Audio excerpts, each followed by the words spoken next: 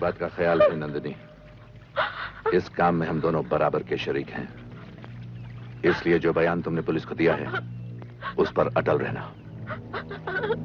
ये आरती बोट में से झुक झुक कर फोटो ले रही थी और एक बार कुछ ज्यादा झुक गई, और इससे पहले कि हम उसकी मदद कर सके मगरमच्छ ने उसे पकड़ के पानी के अंदर खींच लिया और पानी की गहराई में ले गया।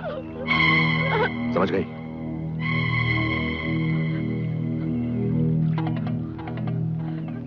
कभी भूल कर भी किसी के सामने सच मत उगल देना, वरना वो सच फांसी का फंदा बनकर हम दोनों के गले में पड़ जाएगा। संभलो, इंस्पेक्टर आ रहा है। इंस्पेक्टर, मुझे समझ नहीं आ रहा कि आप लोग कर क्या रहे हैं। सुबह से शाम होने को आ गई है और आप लोग अब तक मेरी पत्नी को ढूंढ नहीं सके। आप नहीं समझ सकते मेरे दिल पर क्या बीत रही है।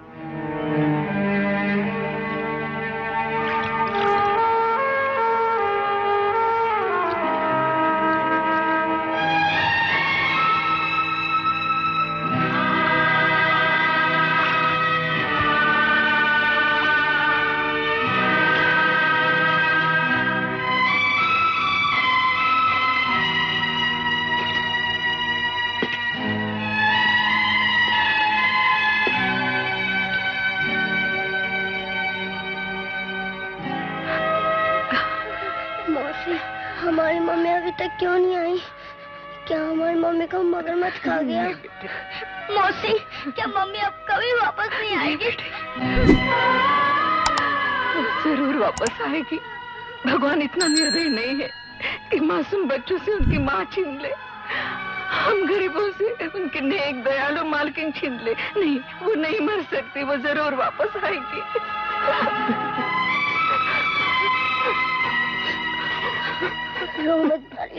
मौसी कहती है हमारी मम्मी जरूर वापस आ जाएगी।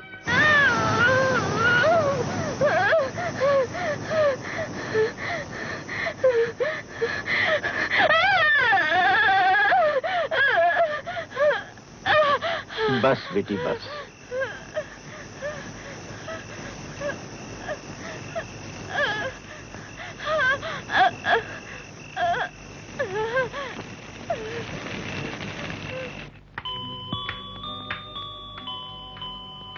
आओ बच्चों, खाना खा लो। हम नहीं खाएंगे, हमें भूख नहीं है। भूख नहीं है, भूख नहीं है, बस यही सुने जा रहा हूँ। कब तक बिना खाए रहोगे? जब तक मम्मी नहीं आएगी। देखा बेटिया, जम्बो भी तुम्हें खाने के लिए कह रहा है। वकील अंकल आ गए। मम्मी आई अंकल? अंकल, मम्मी नहीं आई।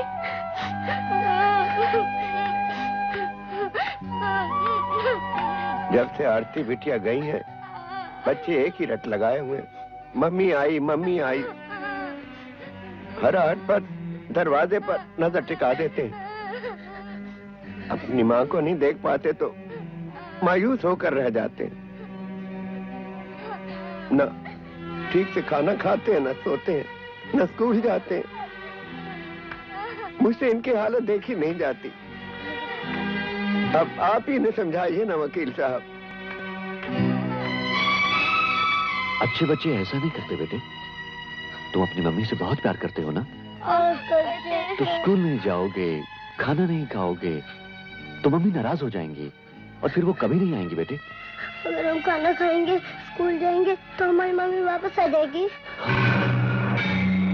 जरूर आ जाएंगी। क्यों झूठ बोल रहे हैं वकील साहब? इन्हें एक दिन सच्चाई का सामना तो करना ही होगा। ये झूठी तसल्ली देने का क्या फायदा? और तुम लोगों को मैंने कितनी बार कहा है कि तुम्हारी मम्मी इस दुनिया में नहीं रही, और तुम समझते नहीं। जाओ अपने कमरे में, जाओ जाओ।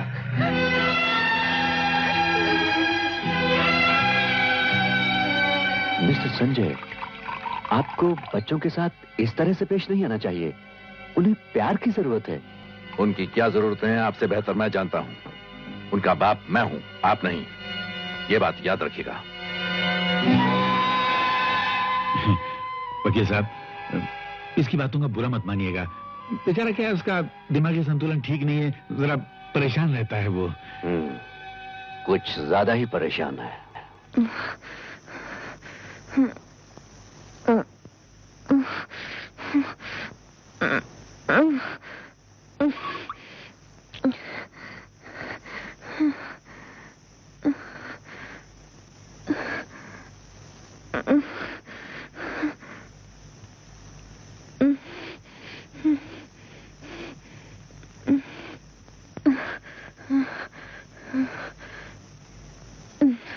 क्या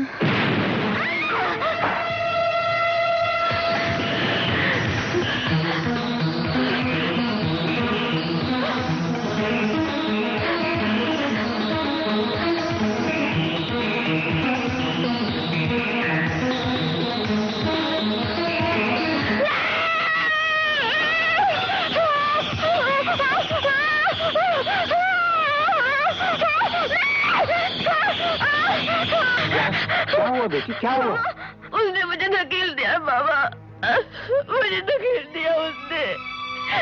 मुझे मार डालना चाहता था।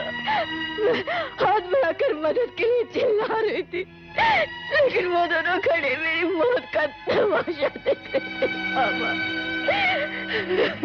बस बेटी बस, आज तू पहली बार बोली है। मुझे बता कौन थे वो लोग, ये सब कैसे हुआ तेरे साथ? बोल बेटी, बोल बेटी।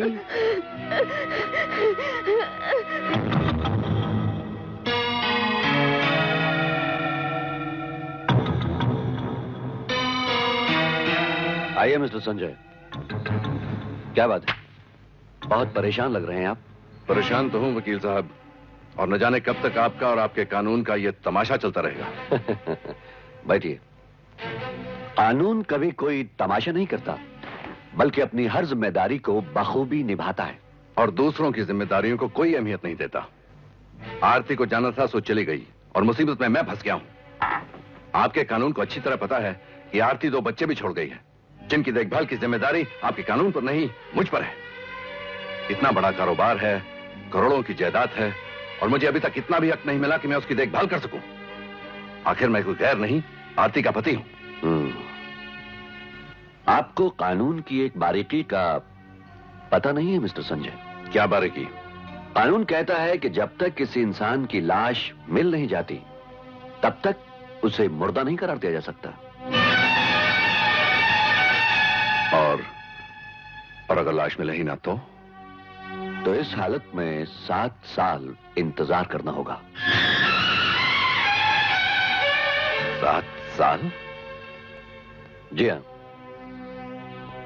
7 साल के इंतजार के बाद कानून उस इंसान को मुर्दा तस्लीम कर लेता है, और फिर उसके वारिस को सारी जायदाद का हकदार करार दिया जाता है। आप समझते क्यों नहीं? आरती मर चुकी है। मेरी आंखों के सामने वो बोट से पानी में गिरी और मगरमच्छ उसे खींचता हुआ पानी के अंदर ले गया, और इस हादसे की चश्मदीद गवाह मिस नंदिनी भी है। ये मंजर आप और मिस नंदिनी ने देखा है, कानून ने नहीं देखा। और जो नहीं देखा, उस पर कानून कैसे विश्वास करेगा? लेकिन 7 साल तक आरती के बच्चे और उसके कारोबार की देखभाल कौन करेगा? उनकी जिम्मेदारी अदालत पर है, क्योंकि जायदाद पर अदालत का कब्जा है। इसलिए आरती देवी के घर और बच्चों के सारे खर्चे अदालत पूरा करेगी। हाँ, आपको अपने जाती खर्चों का बोझ खुद ही उठाना होगा। क्या मतलब है आपका? ये मैं नहीं कह रहा, अदालत का हुक्म है।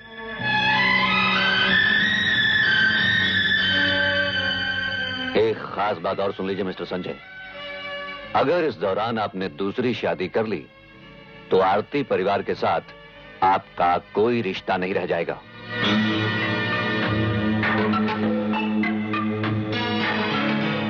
क्या? 7 साल? तेरा दिमाग खराब है? अरे 7 साल देखे किसने? और आजकल के जमाने में कौन उल्लू का पट्टा 7 साल तक जिंदा रहता है? तू सबकी कराए पे पानी फेर दिया। अरे तू तो अपने आप को बड़ा अकलमंद समझता था ना, तो फिर ये पॉइंट कर दिमाग में पहले क्यों लिया? अब मुझे क्या मालूम था कि मरने के बाद लाश का मिलना भी जरूरी है, वरना ये मुसीबत खड़ी हो जाएगी। ले अरे वो अकल के पीछे लठ लेके घूमने वाले, उसको मगरमच्छ के मुंह में डालने की क्या जरूरत थी? वो साले मगरमच्छ का पेट तो भर गया, हम सबका पेट मारा गया ना। उसको किसी पहाड़ की ऊंचाई से खाई में क्यों नहीं धकेल लिया तूने? आप भी क्या पागलों जैसी बातें करते हैं मामा? ऐसा करता तो पुलिस को फौरन शक हो जाता कि मैंने ही उसका खून किया है। बिना शक और सबूत के फूल प्रूफ कत्ल करने का यही एक तरीका था। तूने उसको कत्ल नहीं किया है, हम सबको कत्ल कर डाला है। बताओ, अब 7 साल तक भिखारियों की जिंदगी गुजारनी पड़ेगी। और मेरा क्या होगा? मेरे तो अरमानों की घोंसले में आग लग गई। और तो कहीं नौकरी भी नहीं कर सकता है।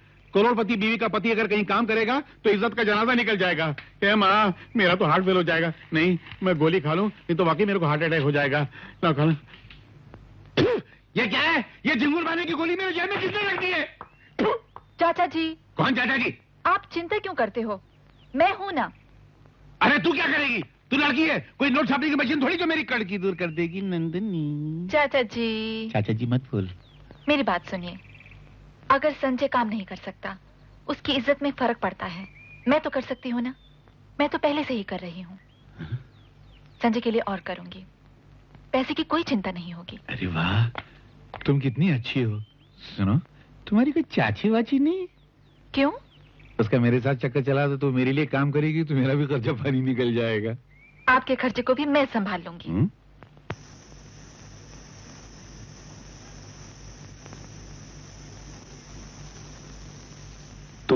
तू जा रही है बेटी? हाँ बाबा, अब मुझे यहाँ बहुत दिन हो गए हैं। मुझे अब यहाँ से जाना चाहिए। लेकिन कहाँ जाएगी? जहाँ मेरे कातिल रहते हैं बाबा। मुझे मौत के मुंह में धकेलकर तमाशा देखने वाले रहते हैं, वहां जाऊंगी मैं।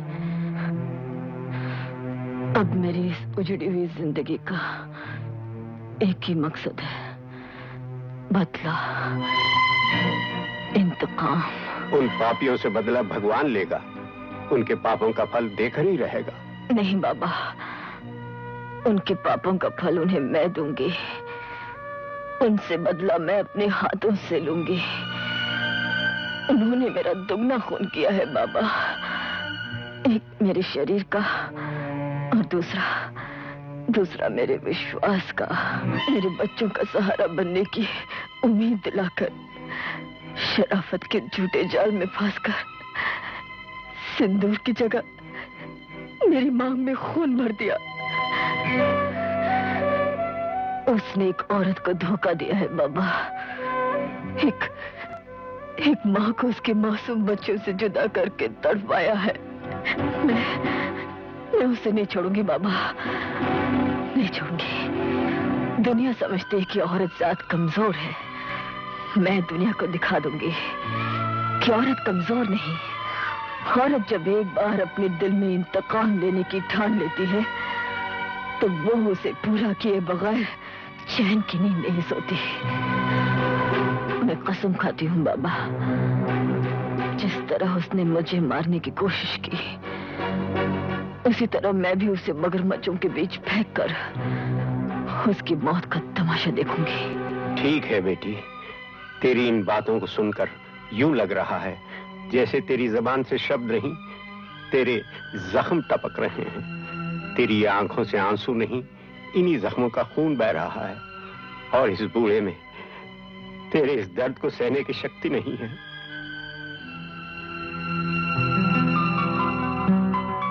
बेटी, जब मैं तुझे अधमरी हालत में यहां लाया था तो तू ये जेवर पहने हुए थी। अब तू जा रही है, इन्हें ले जा बेटी, तेरे काम आएंगे।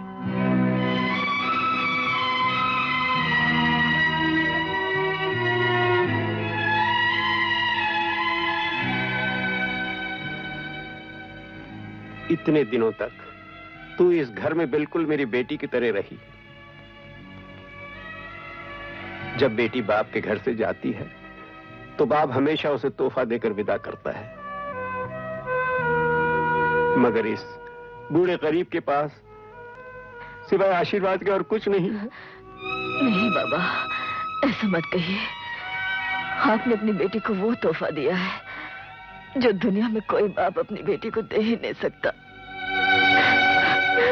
आपने मुझ मरते हुए को दोबारा जिंदगी दी है बाबा। मैं अपने बाप के घर से दुनिया का सबसे कीमती तोहफा लेकर जा रही हूँ। भगवान तुझे शक्ति दे बेटी।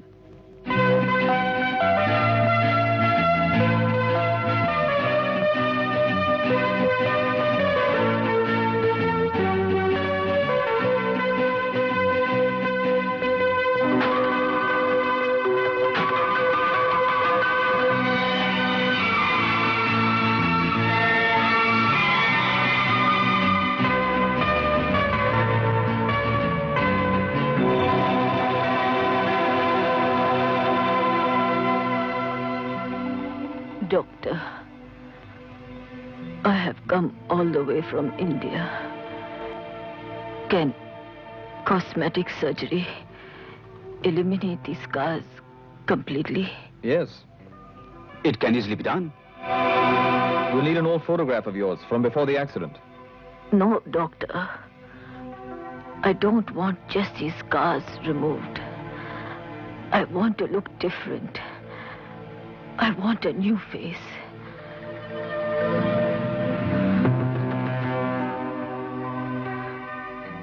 एक नया चेहरा जिसे कोई पहचान न सके.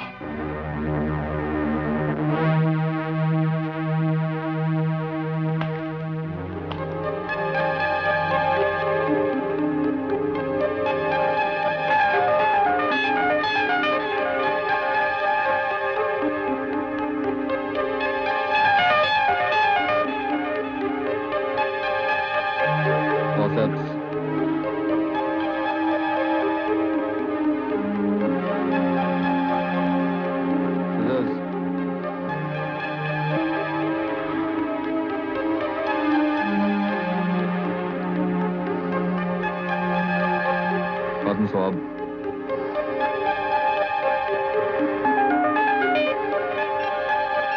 Knife.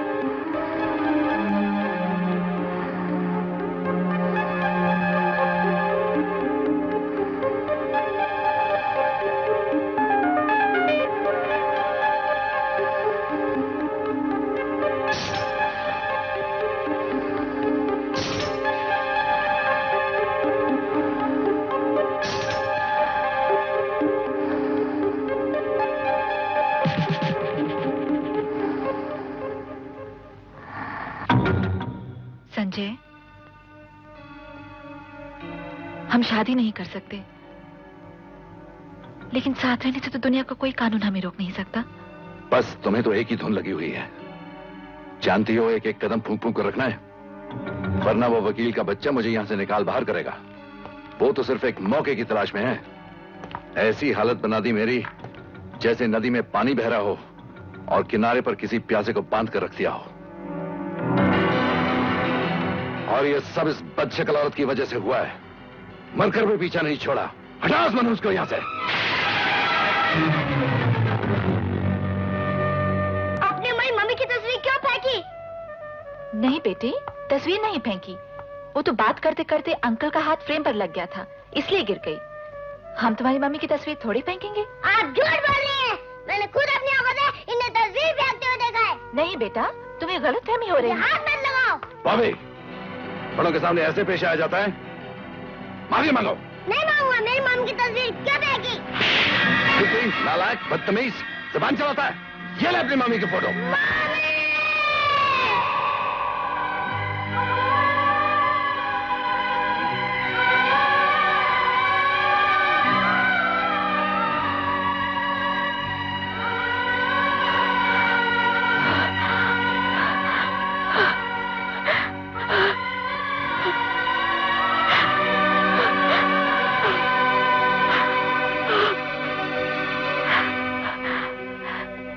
Doctor, what about these scars? They'll be gone within a few months. Nickel jayega. Thank you.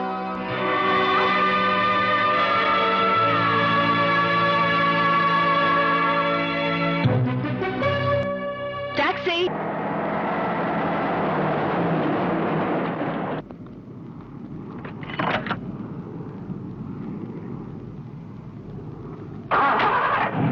Tenth Road Juhu Bilabali scheme.